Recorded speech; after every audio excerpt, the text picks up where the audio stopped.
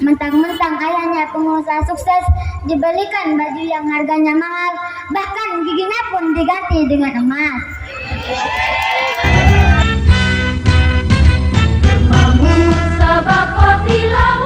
Nomor peserta SQ.06.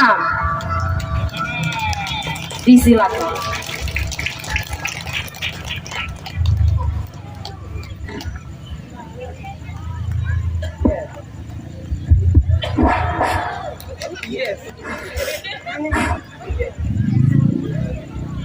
Assalamualaikum warahmatullahi wabarakatuh.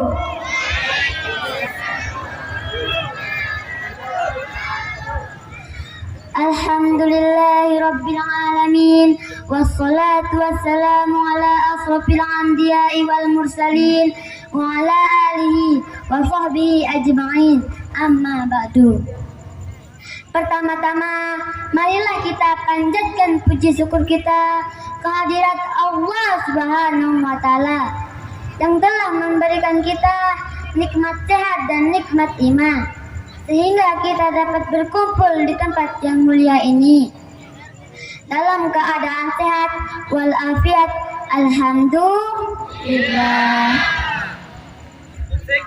Selanjutnya, selawat serta salam yang tak lupa pula kita haturkan kepada junjungan kita Nabi besar Muhammad yang telah membawa umatnya dari alam gelap gulita menuju alam terang menerang. Dengan kata lain, minaz zulumati ilan nur. Pada kesempatan kali ini, kami akan membahas tentang adab berpakaian. Allah berfirman dalam surah Al-A'raf ayat 31. A'udzu billahi minasy syaithanir rajim. Bismillahirrahmanirrahim. Ya bani Adam khudhu zinatakum inda kulli masjidin wa kulu washrabu wa la tusrifun innahu la yuhibbul musrifin. Sadaqallahul azim. Puitisasi terjemahan Al-Quran Surah Al-A'raf ayat 31. Aku berlindung kepada Allah dari segala godaan setan yang terkutuk, dengan menyebut nama Allah yang Maha Pengasih lagi Maha Penyayang. Wahai anak cucu Adam, pakailah pakaianmu yang bagus pada setiap memasuki masjid. Makan dan minumlah, tetapi jangan berlebihan. Sungguh Allah tidak menyukai orang-orang yang berlebihan. Maha benar Allah dengan segala firman-Nya. Para hadirin yang kami cintai, di dalam semua hal adab harus kita junjung tinggi, baik itu adab makan, minum, bahkan berpakaian pun ada adabnya.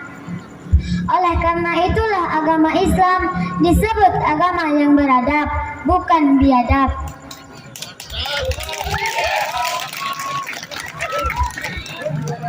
Adab berpakaian di antaranya. Yang pertama, kalau kita umpamanya memakai baju, mulailah dengan membaca Bismillah, dan sesudah membaca Alhamdulillah.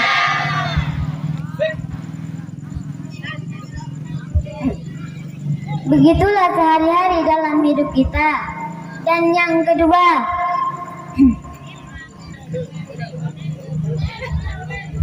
Jangan kebersihan. Kebersihan harus selalu diperhatikan. Ini kadang-kadang sudah 1 minggu tidak dicuci-cuci pakaiannya. Jadi walaupun pakai parfum 5 botol, ya makin bau. Jadi orang kalau nyium batuk-batuk.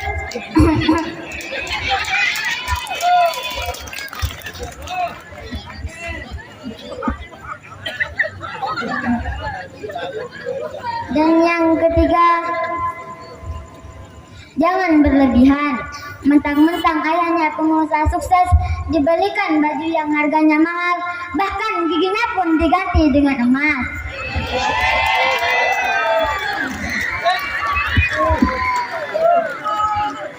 Dan kalau makan langsung ditelan. Klak.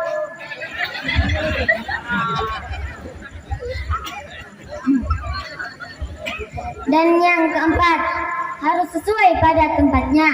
Ini tidak. Banyak cowok-cowok sekarang sudah ganteng pakai petinya, pakai rok mini pula di bawah.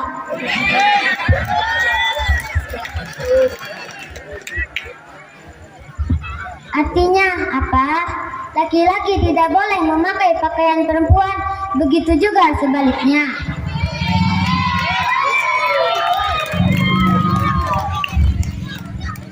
Dan yang terakhir, menutup aurat, terutama bagi perempuan. Janganlah memakai pakaian ketat.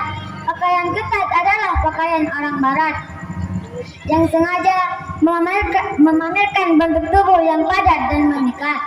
Jika laki-laki melihat, maka timbullah nafsu syahwat. Maka kita akan mudarat di dunia akhirat. Oleh sebab itu, tutuplah aurat rapat-rapat agar menjadi wanita terhormat. Mungkin hanya ini yang bisa kami sampaikan.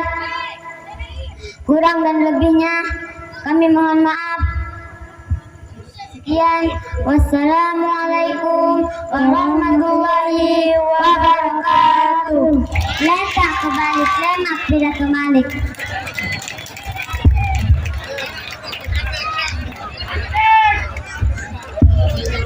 Baiklah, selanjutnya penampilan dari nomor peserta SQ.01. Disilakan.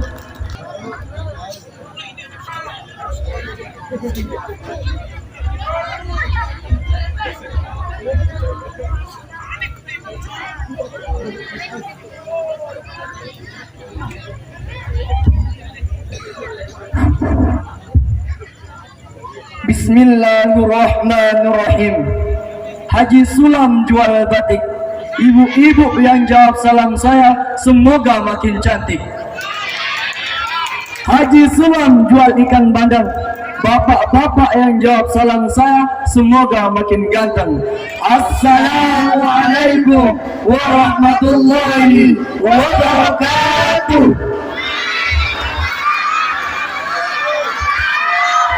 Alhamdulillah Rabbil Alamin. Assalatu wassalamu ala asrafil anbiya wal mursalin wa ala alihi wa sahbihi ajma'in. Qala Allah Ta'ala fi kitabil karim, ashhadu an la ilaha illallah wa ashhadu anna Muhammadan abduhu la nabiyya ba'dah, amma ba'du. Yang kami hormati dan muliakan Dewan Hakam yang arif dan bijaksana, sekalian yang berbahagia. Pada kesempatan yang baik ini, marilah kita memanjatkan puji beserta syukur kita atas hadirat Allah Subhanahu wa Ta'ala, Tuhan yang tidak pilih kasih sayang, Tuhan yang tidak memilih, yang tidak memandang seseorang dari tinggi dan rendah tahtanya. Kemudian salawat beserta salam kepada putra gurun pasir yang subuh Senin beliau lahir, patung-patung di sekitar Ka'bah tersungkir, yaitu Nabi Allah Nabi Muhammad sallallahu alaihi wasallam. Allahumma salli ala sayyidina Muhammad wa ala ali sayyidina Muhammad. Abu A'la di dalam bukunya the prophet of Islam, mengatakan he is the only one example. Rasul merupakan contoh yang paling lengkap. Dalam dirinya terdapat kebesaran dan kemuliaan sifat manusia, sehingga kehebatan beliau dan serta keberhasilan dalam memimpin suatu negara telah tercatat dengan indah dan rapi di dalam buku sejarah peradaban manusia. Sehingga wajar kehebatan beliau diabadikan oleh Michael Hart dalam bukunya The 100 Ranking of the Most Influential Person in History. 100 orang yang berpengaruh dalam sejarah, tapi dia menempatkan Rasulullah SAW pada ranking yang pertama. Kemudian kebesaran sifat Rasul dalam memimpin yang selalu mengutamakan kepentingan masyarakat, yang selalu mengutamakan akhlakul karimah, sehingga mampu membuat manusia yang dulunya biadab kini kembali menjadi manusia yang beradab. Dan dulunya manusia dan masyarakat berseteru kini kembali menjadi satu. Dan yang dulu manusia menyembah para berhala-berhala kini menyembah Allah Subhanahu wa ta'ala. Mengingat keberhasilan beliau maka pada kesempatan malam hari ini kami akan menyampaikan sebuah syarahan yang berjudul Kepemimpinan dalam Konsep Islam, yang akan diawali oleh firman Allah Quran Al-Ahzab ayat 21 sebagai berikut. A'udzu billahi minasy syaithanir rajim.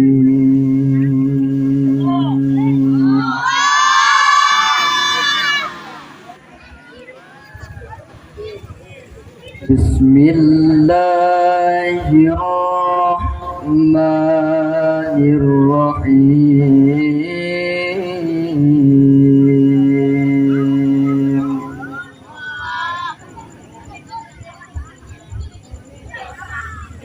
Laqad kana lakum fi rasulillahi uswatun hasanah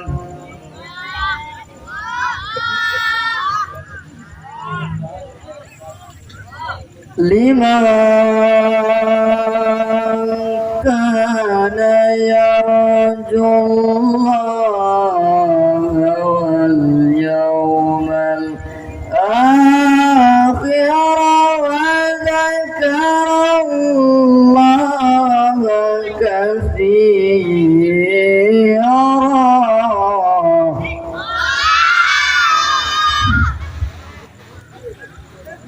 Aku berlindung kepada Allah dari segala godaan syaitan yang terkutuk dengan menyebut nama Allah yang Maha Pengasih lagi Maha Penyayang.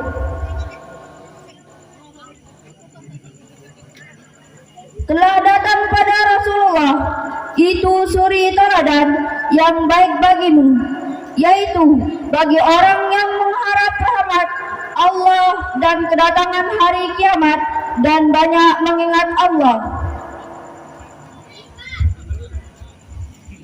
Hadirin yang sedang berbahagia, ayat tersebut telah menginformasikan kepada kita dan menegaskan kepada kita bahwa dalam diri Rasulullah SAW terdapat uswatun hasanah bagi kita.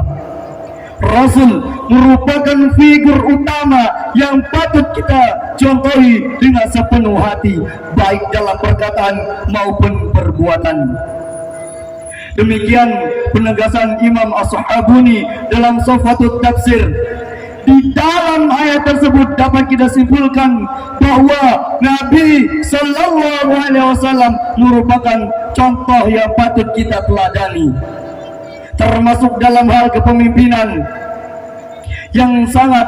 Beliau adalah sesosok pemimpin yang sangat ideal, yang sangat berpengaruh dalam sejarah. Bahkan beliau menjadi rahmatan linnas, rahmat bagi manusia, dan rahmatan lil alamin, rahmat bagi alam. Hadirin yang berbahagia. Kemudian kebesaran sifat Rasul dalam memimpin. Kemudian seorang pemimpin, pada dasarnya seluruh manusia adalah pemimpin, yang minimal pemimpin dari metafisiknya sendiri. Dan pemimpin akan dimintai pertanggungjawaban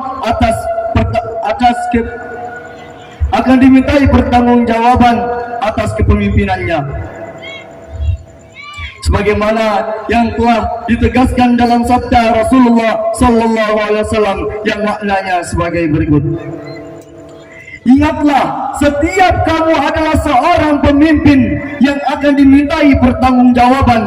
Suami adalah pemimpin bagi keluarga yang akan dimintai pertanggungjawaban, dan wanita adalah pemimpin bagaimana kehidupan rumah tangganya, suaminya, anak-anaknya yang akan dimintai pertanggungjawaban atas kepemimpinannya.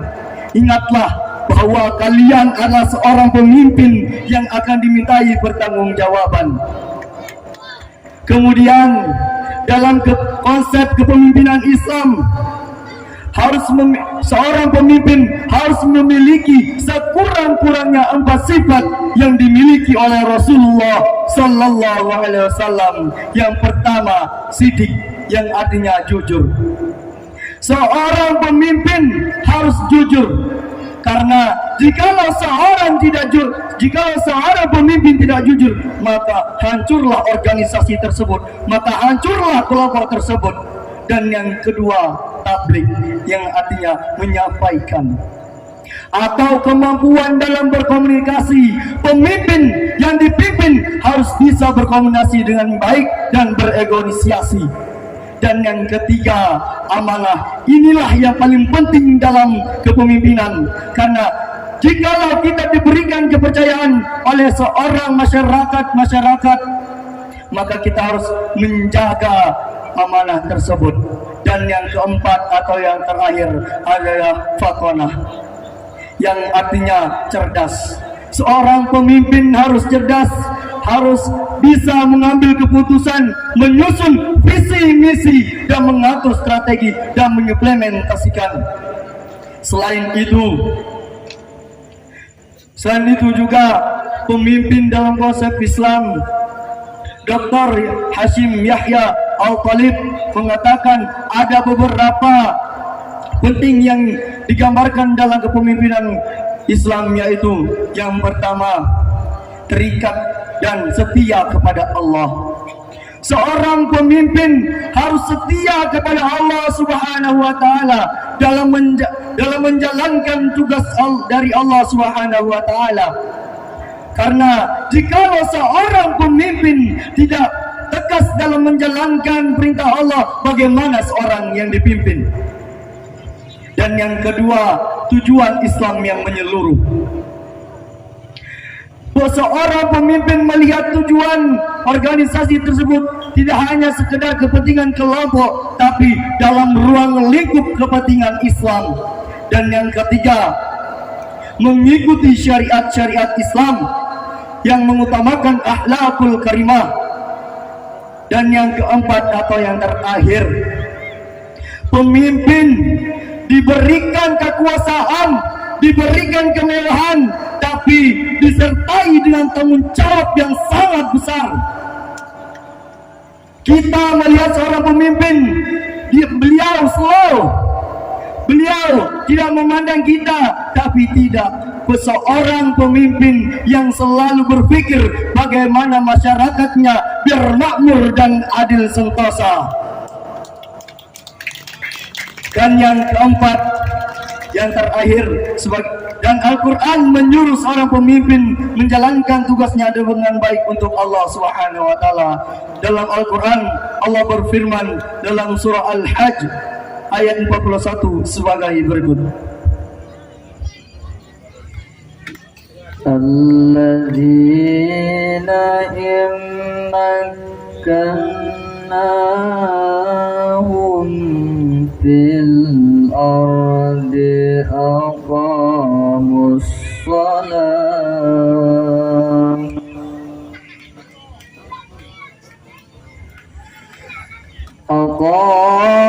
الصلاة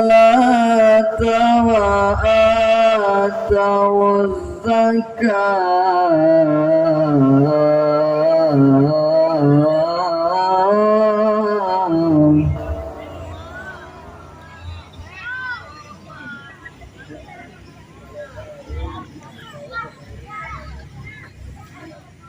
أقاموا الصلاة وآتوا الزكاة وأمروا بالمعروف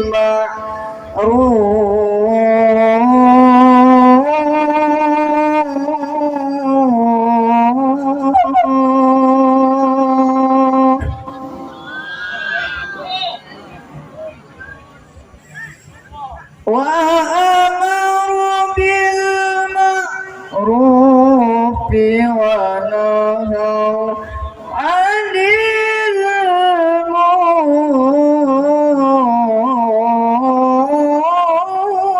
المنكر ولله عاقبة الأمور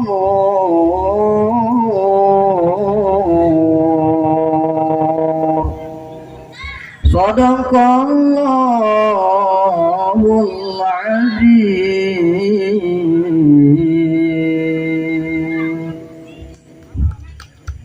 Yaitu orang-orang yang jika kami beri kedudukan di bumi mereka melaksanakan salat, menunaikan zakat, dan menyuruh berbuat yang makruh dan mencegah dari yang mungkar, dan kepada Allah segala firman.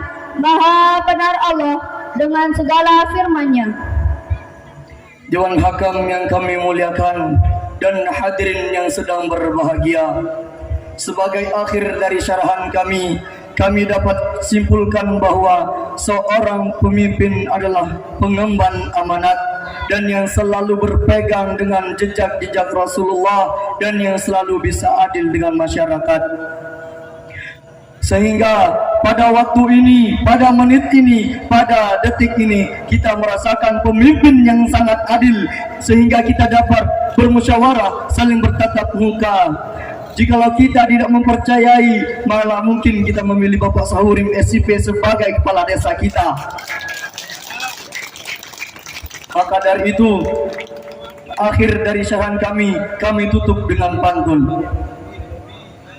Goreng ikan ditambah bakmi. Digoreng tidak bersamaan, jangan sekaligus. Cukup sekian syarahan dari kami, semoga mendapat nilai yang bagus. Assalamualaikum warahmatullahi wabarakatuh.